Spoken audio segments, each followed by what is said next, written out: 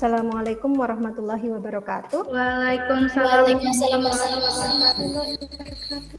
Apakah suara Ibu terdengar? Terdengar, Bu. Minta tolong kepada anak-anak untuk on cam dulu semua ya, sebelum kita mulai pembelajaran pada siang hari ini. Oke, Mbak Ayu Novi, Mbak Siska, Mbak Widya, Mbak Anggita, Revanata, yuk on cam dulu kan anak-anak. Sebelum kita mulai pembelajaran pada siang hari ini, kita berdoa dulu, memohon kepada Allah Subhanahu wa taala semoga apa yang kita lakukan hari ini penuh manfaat ya untuk masa depan Ananda. Ibu minta tolong kepada Mbak Larissa untuk memimpin doa. Mari teman-teman, sebelum kita mulai pembelajaran hari ini, kita berdoa terlebih dahulu. Berdoa mulai. Terima kasih Mbak Larissa. Baik anak-anak, langsung saja ya kita mulai. Anak-anak, hari ini kita memasuki pertemuan ketiga ya. Kemarin di pertemuan pertama kita sudah membahas definisi ya, teori-teorinya. Kemudian yang kedua kita sudah membahas tentang pentingnya emulgator ya, tentang bagaimana penerapan teori-teori pertemuan sebelumnya dalam resep. Karena nanti kompetensi anak-anak itu salah satunya itu adalah membuat sediaan obat. Jadi ketika anak-anak nanti disodori suatu resep ya, anak-anak nanti diharapkan bisa membuatnya, tahu oh ya ini mau dengan metode apa, kemudian bahan-bahannya apa, ada DM atau tidak, perhitungannya bagaimana, kemudian nanti ini khasiatnya untuk apa ya, karena nanti anak-anak juga memberikan informasi kepada pasien. Sekarang ini untuk pemanasan ya, apakah anak-anak masih ingat nih pelajaran yang kemarin ini ya tentang metode pembuatan emulsi dan macam ketidaksadaan emulsi. Baik, mungkin ada yang bisa menyebutkan untuk metode pembuatan emulsi kemarin ada apa saja? Pembasah. Oke. Goreng sama gombotol. Ya, betul. Kalau ketidakstabilan emulsi Ada creaming, cracking ya, betul. Sama satunya alhamdulillah ya anak-anak masih ingat. Nah, anak-anak untuk tujuan pembelajaran hari ini apa aja sih ya? Jadi yang pertama, nanti diharapkan setelah pembelajaran ini anak-anak mampu menerapkan metode dan prosedur pembuatan emulsi dalam resep. Dengan kedua, mampu merancang sediaan emulsi dengan baik. Manfaatnya apa sih? Manfaatnya nanti ketika anak-anak bekerja, jangan dianggap tiap resep yang kita terima itu nanti itu bisa dibuat ya. Nah, contoh kasus kemarin, oh ini resepnya ternyata kalau buat nggak bisa. Ranah teknis itu adalah tugas kita sebagai farmasi untuk memberikan solusi. Nah, agar lebih paham, maka di sini Ibu ada 3 problem dalam resep ya anak-anak ya. Yang pertama, ini ada oleum ricini, kemudian anak-anak diminta membuat emulsinya. PGA-nya ini belum diketahui. Nanti anak-anak diminta silakan untuk menghitung berapa kira-kira PGA yang digunakan agar nanti oleum ricini ini bisa dibuat menjadi emulsi yang baik. Kemudian kelompok 2 nanti membuat emulsi dengan oleum kokos. PGA-nya di sini sudah ada 2, tapi nanti silahkan Anda cek lagi, Anda screening lagi. Apakah betul bahwa komposisi ini sudah bisa dibuat menjadi emulsi? Kemudian yang ketiga, oleum uniculi. Di sini juga belum tertulis PGA-nya berapa yang digunakan. Nah, untuk metodenya silahkan anak-anak pilih juga ya. Untuk masing-masing resep ini mau dibuat dengan metode apa? Anak-anak Ibu minta berkelompok ya. Kelompok 1, kelompok 2, kelompok 3. Nanti kita akan breakout room ya. Jadi anak-anak silahkan masuk ke roomnya masing-masing. Nanti dibuatkan PPT-nya untuk presentasi setelah diskusi. Begitu juga dengan kelompok 2. Nanti Ibu akan masuk ke room masing-masing. Begitu ya? Paham? paham, Bu. Oke.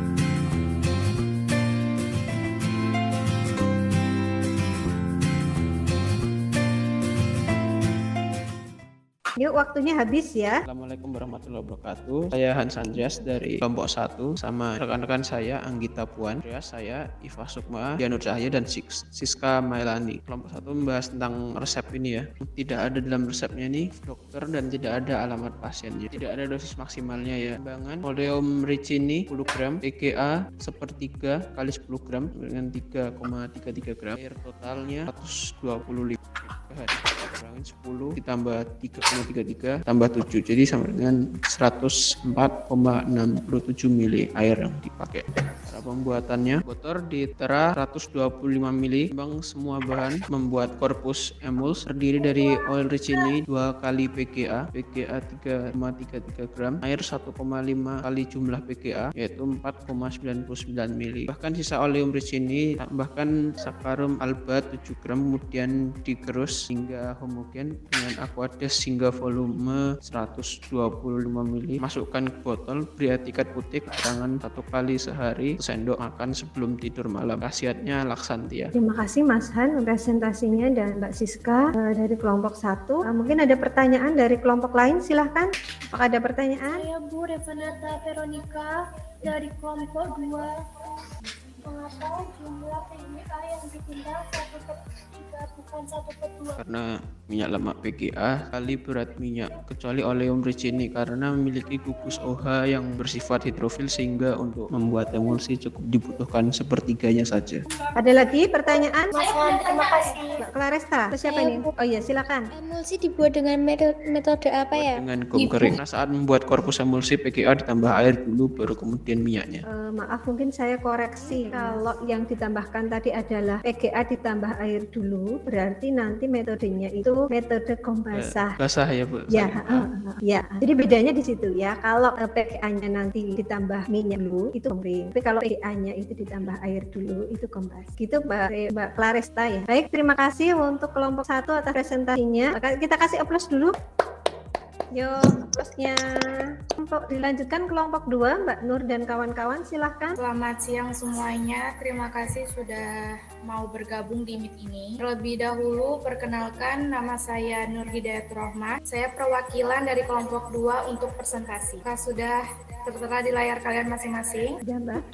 Sudah. Di kelompok 2 ini saya nggak sendiri, tapi saya ada partner saya, yaitu Mbak Claresta Hafiza, Rino Eka Prasetyo, dan Revanata Veronica. Baik, kita lanjut. Kita perhatikan di resep ini tidak lengkap, yaitu tidak ada alamat pasien, tidak ada umur pasien, dan tidak ada paraf dokter. Apa sih masalah dalam resep ini? Kita lihat PGA-nya. PGA-nya 2-3. Karena apa? Karena lakosnya itu 6. Jadi, kita simpulin jumlah PGA-nya itu tidak sesuai. Seharusnya jumlah PGA-nya itu setengah kali minyak lemak, yaitu setengah kali 6 sama dengan 3. Jadi, solusinya itu meminta penambahan PGA. Metode cara pembuatan. Resep ini kita gunakan dengan metode gom basah.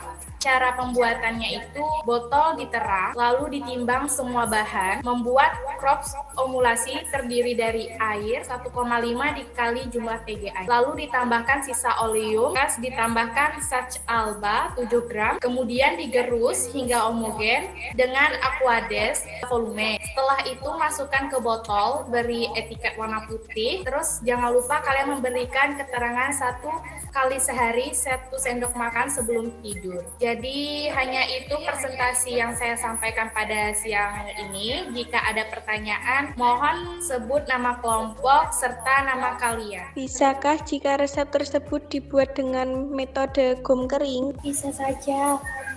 Nanti tinggal PGA-nya dicampur dengan minyak dulu sampai homogen, baru kemudian ditambah air. Pertama yaitu 1,5 kali PGA, kemudian diaduk kuat sampai terbentuk cairan kental seperti rem. Artinya ini sudah terbentuk corpus emulsi yang bisa diecatkan dengan sisa air. Ada lagi pertanyaan untuk kelompok 2? Baik, kalau tidak ada, langsung presentasi kelompok 3, silahkan. Assalamualaikum warahmatullahi wabarakatuh. Saya Lintang Ajeng Maharani, mewakili dari kelompok 3. Saya tidak sendiri, tapi bersama teman-teman saya, yaitu Ayu Novi Rahmadani, Ayu Novita Sari Widyaningrum, Diva Diah, Ayu Saputri. Bisa dilihat teman-teman, ini resep dari kelompok 3. Lengkapan resep: 1. Tidak ada paraf dokter. 2. Tidak ada alamat pasien. Tidak ada berat badan pasien. 4. Tidak ada umur pasien. Problemnya jumlah PGA belum diketahui, jumlah PGA adalah sama banyak. Solusinya jumlah PGA sama dengan 10. Penimbangan: tidak ada dosis maksimal, Pylorhoniculi 10, PGA 10, aqua 80. Metode dan cara pembuatan. Metode yaitu menggunakan metode botol. Cara pembuatan: kalibrasi botol 100 ml, ambil masing-masing bahan dan timbang sesuai yang diperlukan, membuat buat korpus emulsi air 1,5 1,5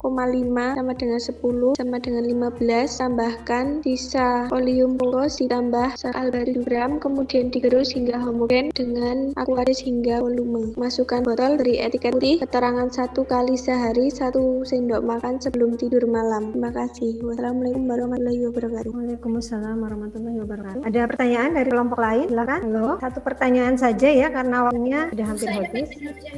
Oh iya, silakan. Mengapa untuk pembuatan memilih metode botol? Silakan Mbak Lintang dan kawan-kawan dijawab pertanyaannya. Kami memilih metode botol karena oleum minyak menguap. Jadi kalau nanti menggunakan metode GOM, maka dalam pembuatannya kan menggunakan mortar dan temper. Itu akan meningkatkan resiko berkurangnya bahan karena minyak banyak menguap. Pertama, ketika anak-anak memasukkan PGA, tadi belum tekanan bahwa PGA-nya itu digerus dulu untuk memperkecil ukuran partikelnya. Nah, ya. Jadi PGA dimasukkan ke mortir, kemudian digerus sampai halus. Nah, ini setelah halus, baru ditambahkan air pertama ya. Tadi kita kalau menggunakan PGA, menggunakannya 1,5 kali PGA ya. Jadi gantung jumlah PGA-nya berapa kali 1,5. Ini untuk membentuk musilago dulu. Jadi pastikan ya, tadi masih menggumpal, kemudian betul-betul dihaluskan. Nah, ini kemudian dimasukkan minyaknya secara bertahap ya, sampai terbentuk korpus emulsi. Ini dia aduk dengan tekanan dengan satu arah ya nak. Jadi kalian nggak boleh kalau arahnya ke kanan ya ke kanan terus, jangan bolak-balik. Nah, ini sampai terlihat campurannya menjadi creamy dan kental ya. Jadi nanti bunyinya akan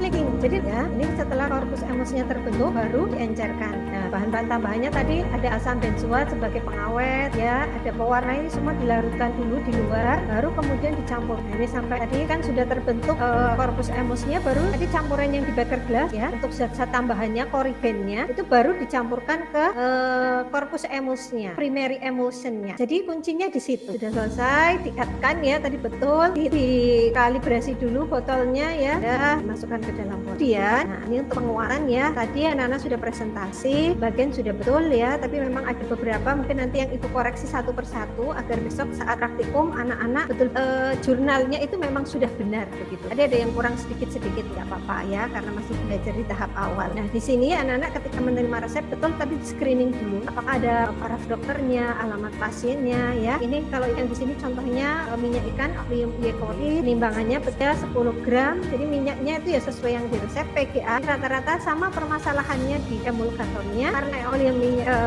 oleum iekori ini minyak lemak maka setengahnya. Jadi kecuali oleum risini ya kelompoknya menyebutkan kalau itu lebih hidrofil ya, jadi penggunaannya. Kemudian Anda mau menggunakan metode apa? Mau metode GOM basah atau GOM kering? Nanti urutannya ini nggak boleh keliru ya nak ya. Jadi kalau misalkan GOM basah ya berarti setelah PGA itu air dulu. Kalau mau GOM kering berarti setelah PGA nanti minyak dulu gitu. Apakah ada pertanyaan sampai sini anak-anak? Sejauh ini belum ada, Bu. Bagaimana menentukan metode pembuatan emulsi? Nah, kesimpulannya untuk menentukan metode pembuatan emulsi yaitu bisa dengan menganalisis bahannya atau minyaknya, termasuk minyak lemak, menguap dan lain-lain. Betul ya nak ya, tadi bisa diamati dari kelompok 1, 2, dan 3 berbeda jenis minyaknya, maka berbeda pula metode yang digunakan. Oke. Kemudian yang kedua, bagaimana perhitungan bahannya, terutama untuk menentukan jumlah PGA-nya. Menghitung bahan terutama PGA juga disesuaikan dengan minyaknya. Karena jenis minyak yang berbeda, penggunaan PGA juga berbeda, Bu. Kemudian yang terakhir, tips apa agar sediaan emulsi berhasil dibuat? Emulasi sudah terbentuk, baru bisa diencerkan agar emulasi tetap stabil dan tidak mudah pecah. Terima kasih. Betul sekali ya. Bagaimana pembelajaran hari ini? Kesulitan apa yang anak-anak alami? Lumayan mudah soalnya Ibu jelas. Oh ya, oke. Kalau Mbak Diva bagaimana Mbak Diva? Sangat menyenangkan dan berkesan, Bu. Ulang. Sejauh ini belum ada, Bu, tapi akan lebih paham kalau kita dengan cara tatap muka. Nah, untuk evaluasi coba kita bermain kuisis.